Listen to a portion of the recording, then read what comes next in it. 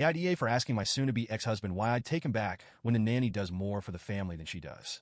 My husband and I have 2 kids together, a 3-year-old and an 8-year-old. He's a business owner, which always sounds so great in theory, right? We talked before about how we'd balance work and parenting, and he promised he'd be home by 5:30-6 every night. Since I usually get home around 6 to 6:30, it seemed reasonable. I took him at his word, and when I heard nothing to the contrary, I assumed everything was fine. I had no idea how far from fine things really were. For a long time, I believed he was working late or busy with his business when he wasn't around. So, I set up extended care for our youngest at daycare and signed our oldest up for her school's after-school program. The kids would get home at a reasonable time, and he'd get some one-on-one time with them, right?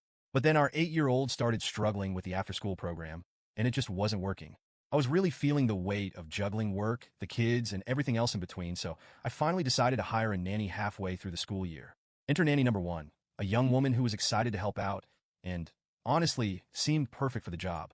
But just 2 weeks in, I got a call that I never expected. The nanny said that my husband had locked her and the kids out of the house.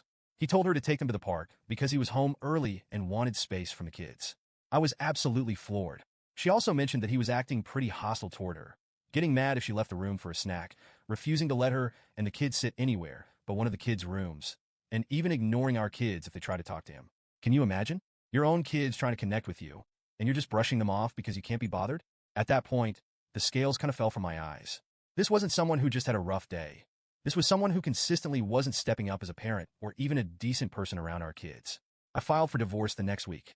It wasn't even a question. My heart broke a bit, but I knew I'd reached the end of the line. By the end of the month, the kids and I had moved out. I ended up letting go of that first nanny. Long story, but the vibe just wasn't quite right after everything went down. And that's when I found Amina. I know some people get lucky with nannies, but Amina is truly in a league of her own. She's a 24-year-old Middle Eastern refugee with 3 kids of her own, age 2, 4, and 7. From the day she started, I felt like I'd finally found someone who didn't just see this as a job. She actually cared about my kids and our family. She comes in every day like a tornado of kindness and energy. The house is spotless when I get home. The kids' homework is done. And she somehow always has an incredible Arabic meal ready for us all. Honestly, her cooking is so good I sometimes feel like I'm coming home to a 5-star meal. Amina is not just a nanny.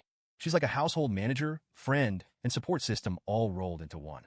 She does the grocery shopping, remembers every little school event, and has even handled clothes shopping for the kids and back-to-school supply runs. I'm still in awe of how much she does for us. She's exactly the support my kids and I needed. With Amina around, I get to come home and be a mom, not a frazzle mess trying to juggle dinner, laundry, and getting my 8-year-old to sit down and do her math homework. To give you an idea of how different life was with my SDBX, here's what happened the last time I had to leave him alone with the kids. I had a week-long work trip, and when I came back, the house looked like a tornado had hit it. The kids had lived on McDonald's and pizza the entire time, and our oldest stomach was an absolute mess because of it. Oh, and he ran out of clean clothes for our 2-year-old at some point, and instead of washing any laundry, he just bought more clothes. I came home to absolute chaos, and when I tried to talk to him about it, he acted like it was my fault for going on the trip. Fast forward to now. We're still separated, and he's finally realizing that maybe he doesn't like what he thought he wanted. He's suddenly all about trying again for the kids. And at first, I just ignored him. But then he brought it up again, going on about how us being together would be better for the family. I couldn't take it anymore. I snapped and told him, "Why should I take you back when Amina does more for us than you ever did?" And he flipped. He went on about how he's the one who provides for us financially, as if my full-time job doesn't count or something. He even tried to act like his work was somehow different or more important than mine, even though I'm often clocking more hours and making around the same as he does. His family has jumped on board, saying I'm selfish and a bad mom for not giving the kids a chance at having 2 parents. They act like having 2 parents who are miserable and disconnected would somehow be healthier than just having one happy, present parent. So here I am, Reddit. AITA for calling him out and telling him exactly what I think. He didn't like hearing that Amina, someone he clearly sees as just a nanny, is a better parent and partner to me than he ever was. But I'm tired of pretending that he's this great guy just because he works and happens to be their biological father. I feel like I've finally found a balance where my kids are thriving, and they're happy. Isn't that what matters?